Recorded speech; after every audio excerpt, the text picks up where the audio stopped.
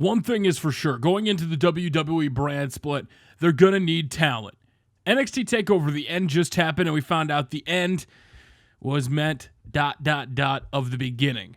So NXT now, it's full-fledged brand. They no longer consider it developmental, according to Triple H.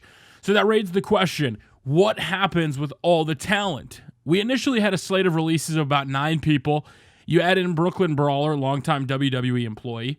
You look at the amount of superstars that the WWE Performance Center is signing, trying to be successful, the amount of talents they're bringing in to try to see if this is what they want to do. And they're doing a lot of great things down in developmental. They're doing a lot of great things down in NXT. And they're just doing a lot of things right at the Performance Center in general. But the question comes to mind is the first string of releases happened, and there's been talks about a second string of releases. But is right now the best time, especially with the brand split? Here's the thing. I don't know if WWE knows what they want to do or what they should do as of yet. When it comes to rosters, you do want to keep around guys that are veterans that can help get other people over. The guys that come to mind are Sheamus. Sheamus could be huge in helping getting over superstars. Big Show, Kane, those guys shouldn't go anywhere. But then you have the guys that haven't really done anything or haven't really, been there enough to have street cred to help some of these younger guys. You have some of the guys that WWE had a streak with maybe at one point and they kind of fell off.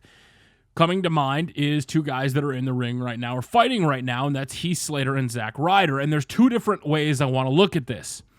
We will be touching on a little bit later on in the video Zack Ryder and the fact that his WrestleMania moment does not mean he's buried whatsoever. It was just that, a WrestleMania moment. And then Heath Slater. Heath Slater has kind of been that guy since the debut with the Nexus that I remember saying it on my videos. Oh man, Heath Slater's so much better as the one-man Southern rock band, baby. And that was what I preached when it was in the core and coming to the end of the core, that he'd be better off going back to a singles gimmick. And this was before NXT, where they have 50 hungry people down there at all time, with new people getting signed twice or 3 times a year that are willing to take these guys' spot. So there's going to come a point when some of these guys start to get cut. And the question is, do you look at the guys that have been around a long time, like Zack Ryder, and do you just release them, or do you give them their WrestleMania moment that they deserve for all their hard work and years in the company? And that's where I feel like WWE has a way to do this right. The guys that have been around a long time, the Zack Ryders, the Big Shows, the Sheamuses, the guys that have been here at least 7 or 8 years minimum, not including Cena, Orton, Triple H, all those guys, you really have to start to look at, the ones that have been around the longest. What are they really doing? I love Titus O'Neil. I think Titus O'Neil, if he could ever get booked properly, Titus could be a big deal in the WWE, but they never do anything with him. But as a company relations standpoint, Titus is great with families. He's great with the role he plays within the company. So, and he has a backup plan, and he said this many times. Man, if WWE fires me, I've got backup plans in place, and I'm all for that. And that's what I love to see when it comes to some of these guys. They kind of know what they're wanting to do. Look at Damian Sandow and look at Cody Rhodes. They're already booked on many, many wrestling shows. Cody Rhodes has already got like half of his checklist, his goals for the year already checked off, and it hasn't even wrestled once yet out of contract with WWE, which he can starting on the 19th. So you look at who else is on the roster and right now who's not getting used. Guys like Heath Slater and 3MB. Well, Bo Dallas has the family heritage. Would they cut Bo Dallas? Possibly. Bo was working at one point and he still gets in his comedy spots, which is still great to have comic relief. I think that the Social Outcast could stay around a little bit longer because at any point you could just kind of throw in a guy if, say somebody like Connor and Victor. They had that situation where Connor failed the drug test, so Victor joined Social Outcast. It kind of leaves the group for those, ragtag group of people that have nothing going on. You could kind of throw them in there.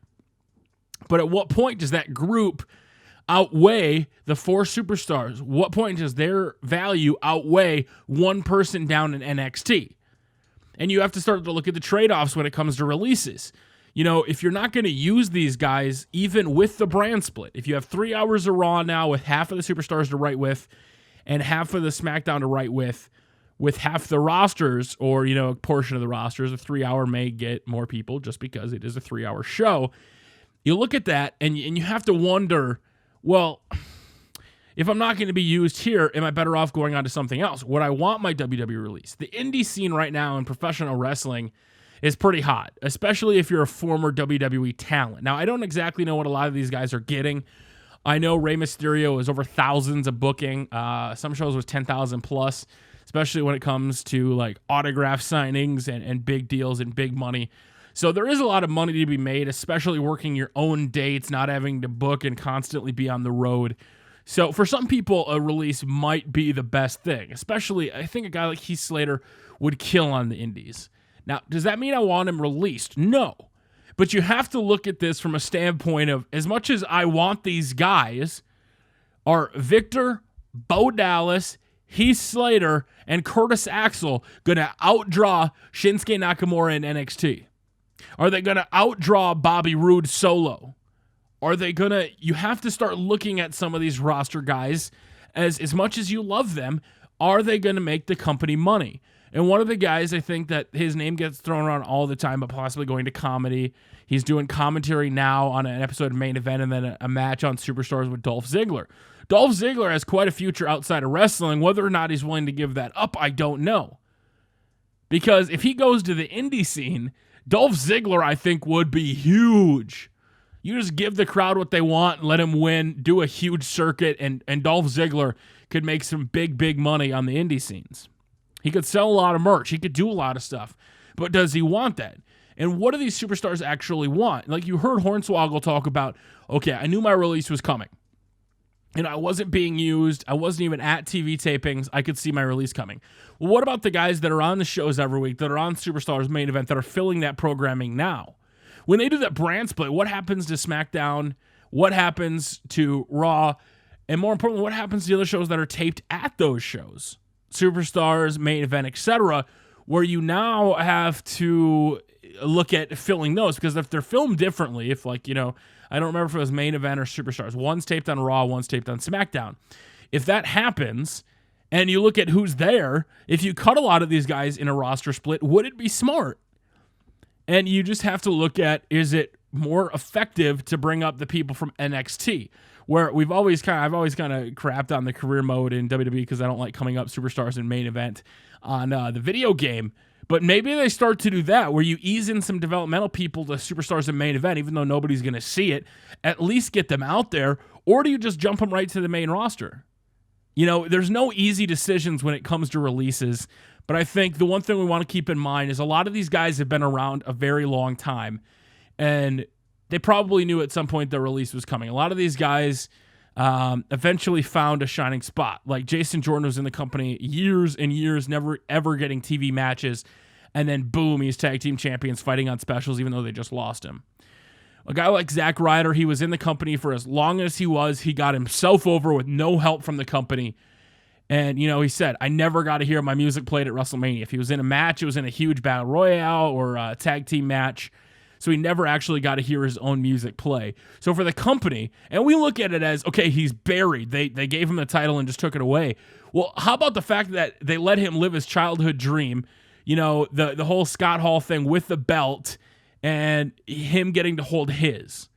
Like, those are those moments that kind of transcend, that is more of a thank you, Zack Ryder. Sure, you're going to lose the title because Miz is a goddamn good heel, and we're going to give Miz the belt so he can wrestle other faces. We don't want you to have it, but that is your WrestleMania moment for 10 years of service. So if Zack Ryder eventually gets released, at least they did something for him, unlike a lot of people who they just send home and quietly release. So I don't look at a guy like Zack Ryder possibly getting released as, a bad thing because he can do a killing on YouTube, the indies, etc. I more look at it as they finally did something to reward somebody that got themselves over, that did all the work themselves to eventually get something to work, and then they blew it. And I thank WWE for that. If we don't ever get to see Zack Ryder again in a ring, if he truly is buried, like quote-unquote the experts say, hey, he got that WrestleMania moment. Other than that, a lot of the superstars that you could possibly see on that list, we mentioned a lot of social outcasts. But I think there could be a lot of names on the chopping blocks, and I want to know your guys' thoughts. Is the WWE smart to keep them around just to fill programming, or do you save those costs and then use it to pay guys like NXT guys, upcoming developmental people that are on the indies? Where do you spend your money? Do you go with what's hot, or do you go with what's been around for 7 to 10 years that hasn't made the company big money? Just some food for thought, guys. My name is Tubby. Thank you very much for watching this video, and until next time, we will see you all later.